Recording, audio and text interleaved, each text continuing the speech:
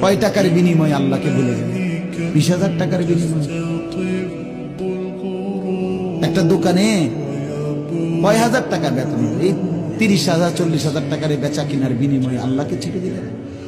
যুবক ভাই, তোমরা এই 12, 14, 20,000 টাকার একটা মোবাইলের কাছে আল্লাহকে ছেড়ে দিলা।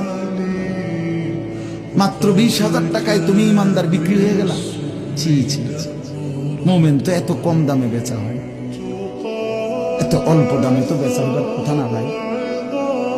মাত্র একটা 15-20,000 টাকা দামের মোবাইলের কাছে তো বিক্রি হয়ে গেল। নিজের ইমান, নিজের ইসলাম, নিজের আখিরাত, আল্লাহর সাথে সম্পর্ক, রাসূলের সাথে সম্পর্ক, ধর্মের সম্পর্ক, কোরআনের সম্পর্ক সব ছেড়ে দিলা, সব ভুলে গেলা। তুমি চেনো না আল্লাহ কি, রাসূল কি, আখিরাত কি। তুমি চিনছো শুধু মোবাইল, নারী, ছবি, নর্তকী, জিনা, ব্যভিচার, অসভ্য দৃশ্য, বন্ধুদের আড্ডা।